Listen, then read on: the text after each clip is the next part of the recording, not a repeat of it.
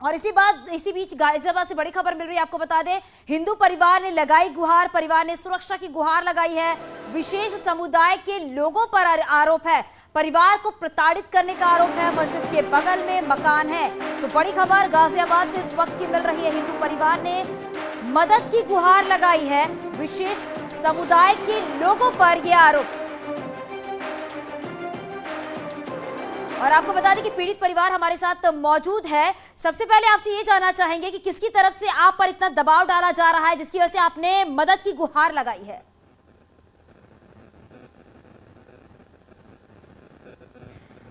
मैं सबसे पहले मतलब आपके माध्यम से शासन और प्रशासन से मैं एक सवाल यही मैंने अपना उठाया है कि हमारे घर के चारों तरफ मस्जिद है, तो मैं यही सवाल उठाना चाहती हूँ कि क्या बिना परमिशन के किसी के घर के चारों तरफ, हिंदू घर के चारों तरफ ऐसी मस्जिद को बना देना, क्या ये लीगल है? क्या शासन प्रशासन इसकी अनुमति देता है? और दूसरी बात यह है कि पिछले बीते 2.5-3 सालों से हम इतने ज़्यादा मतलब प्रताड़ित हो चुके हैं। 2 बार मेरी मम्मी के ऊपर रात को सोते हुए अटैक हो चुका है। मम्मी रात को सो रही थी ऊपर छत पे, रात के 2-3 बजे के करीब किसी ने ईंट फेंक करके मारी थी, फिर ट्यूबलाइट फेंक करके मारी। तो उसके बाद में मतलब पुलिस को भी बुलाया था, लेकिन चीज़ें तभी नहीं रुकी। गंदी गंदी चीज़ें घर में आना, गंदे यूज्ड कॉन्डम 2-3 बार कॉन्डम के पैकेट वगैरह फेंक देना, और बॉडी पार्ट के जो बाल होते हैं उनको काट करके ब्लेड रख करके उस तरीके की चीज़ें फेंक देना, गंदे तावीज़ फेंक देना, कूड़ा करकट फेंक देना, मतलब कूड़ा करकट आए दिन का है, कहीं कभी कंकड़ पत्थर फेंक देना, नए तरीके से मतलब हर छोटी छोटी बात को एक मतलब जरिया बना करके मेंटली टॉर्चर हम हो रहे हैं। यहाँ पे झुंड में पता नहीं कहाँ से बच्चे आते हैं और झुंड में आते हैं और घर में रेत मिट्टी कंकड़ फेंक कर चले जाते हैं, कहीं से कूड़ा उठाएंगे दरवाजे पे डाल के भाग जाएंगे। यहाँ की जो मतलब इस तरीके की चीज़ें हमारे साथ में हो रही हैं। फिर कूड़ा करकट के ऊपर लड़ाई झगड़ा, कहाँ सुनी करो तो मतलब फिर लड़ाई झगड़े का रूप लेते हैं लोग जानबूझ करके। मतलब गली में 2 तरफ लोग रहते हैं, तो जो पल्ली तरफ के लोग हैं वो जानबूझ के इस तरफ की लाइन में इस कूड़ा बहाते हैं, क्योंकि मना करते हैं। हमारा घर नाली की जड़ में आ चुका है, नाली भर जाती है तो कूड़ा हमारे घर में आ जाता है। उस चीज़ के लिए हम मना करते हैं, तो जानबूझ के मतलब वही चीज़ें की जा रही हैं। कूड़ा करकट जैसी चीज़ों को भी नहीं बख्शा जा रहा, उनको आधार बना करके हमें मेंटली टॉर्चर किया जा रहा है। बाकी ये है कि ऊपर से मतलब जो पहले हमारे घर पे सिटी मजिस्ट्रेट सर आए थे, उन्होंने पूरा मुआयना किया था, ऊपर से खुला हुआ था, जिसकी वजह से हमने शिकायत की थी कि ऊपर से ताका झांकी होती है। और पहले भी कई सालों से ये चीज़ें रही हैं, तो उस चीज़ को लेकर के हमें बहुत परेशानियां होती थी। तो ऊपर से अभी फाइबर शीट से कवर 1-2 दिन हुए हैं, तो कवर कराया गया है।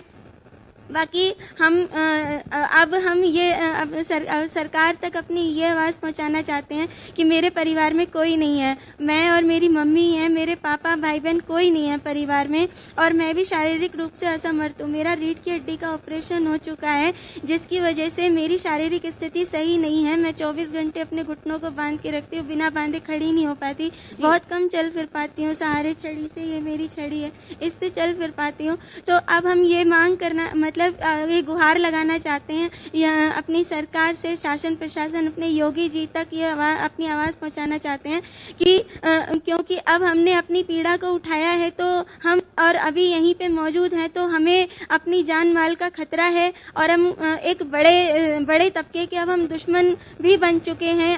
अब वो तनावपूर्ण स्थिति है जो कि अब हमारे लिए भी सहज नहीं है, और हमें यहाँ से हमें यथाशीघ्र एक सेपरेट घर हमें कहीं पे दिलवा दिया जाए। मतलब मेरी शारीरिक स्थिति को देखते हुए, क्योंकि मैं अपार्टमेंट वगैरह जैसे घर होते हैं उनमें नहीं रह पाऊंगी, तो हमें एक सेपरेट घर दिलवा मतलब जितना जल्दी हो सके हमें यहाँ से अच्छा, कहीं और दिलवा आपके दिया जाए। परिवार को कब से परेशान किया जा रहा है, कब से प्रताड़ित किया जा रहा है, और आपने कब यहाँ पर पुलिस प्रशासन से मदद की गुहार लगाई है? पुलिस प्रशासन की तरफ से क्या कुछ कहना है? जी बिल्कुल। पिछले 3 सालों के करीब से हम ज़्यादा परेशान हैं। चीज़ें रुकने का नाम नहीं ले रही हैं। मतलब कभी किसी तरीके से हम मतलब परेशान होते हैं, और जो चीज़ें हमारे साथ हो रही हैं एक षड्यंत्र के तहत हो रही हैं। क्योंकि उन चीज़ों के लिए जैसे हम पुलिस को बुलाते हैं तो पुलिस को सबूत चाहिए।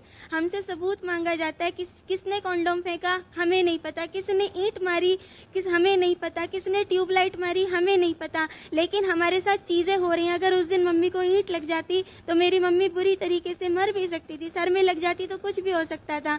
तो उस नज़रिए से अब हमें यहाँ पे मतलब क्योंकि हमें दिक्कत है, आग मेरे घर में लगी हुई है तो मैं आवाज़ उठा रही हूँ और मेरे घर में कोई नहीं है। तो इस नज़रिए से हम अपने जीवन की सुरक्षा की दृष्टि से हम यही गुहार लगाना चाहते हैं कि मैं यथाशीघ्र यहाँ से जितना जल्दी हो सके हमें एक घर दिलवा दिया जाए। आसपास लोकल में ही, ज़्यादा दूर ना, हमें लोकल में ही एक घर दिलवा दिया जाए, तो यहाँ से इनके बीच में से निकाल लिया जाए। आप लोग कब से रह रहे हो गाजियाबाद में और कब से ये स्थिति आपके सामने पैदा हुई है? और अगल बगल जो लोग हैं जिसके बारे में आप बता रही हैं, क्या उनसे आप लोगों ने कुछ कहा है कि ऐसा कुछ भी ना किया करे वो लोग? बिल्कुल।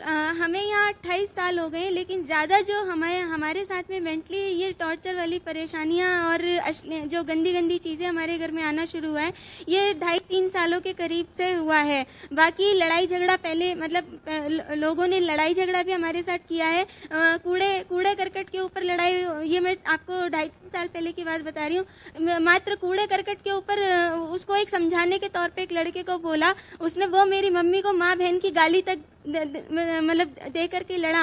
और कई लोगों ने मतलब लड़ाई झगड़ा तो करते ही हैं। तो मतलब ये है कि हमको अब मतलब ये सोचा जा रहा है कि हमें हमारे साथ कोई कुछ भी कर सकता है। मतलब इनको दबा लो, इनके साथ लड़ाई झगड़ा कर लो, ये माँ बेटी हैं, कुछ कर नहीं सकती हैं। तो मतलब ये सारी चीज़ें हैं। तो अब हमने अपनी आवाज़ उठाई है, तो अब तो हम इनके और ज़्यादा दुश्मन बन गए हैं। और आवाज़ मैंने इसलिए उठाई है कि ये चीज़ें तो मतलब बढ़ती ही जा रही हैं और एक घातक रूप ले चुकी हैं। तो मेरी माँ को कुछ हो गया तो मेरा कौन है? और हम दोनों की जीवन की सुरक्षा के नजरिए से मैं ये चाहती हूँ कि अब हमें यहाँ से जितना जल्दी हो सके अलग घर दिलवा दिया जाए, सेपरेट एक घर दिलवा दिया जाए। बिल्कुल, क्योंकि आपकी आवाज सरकार तक पहुंचेगी, क्योंकि आप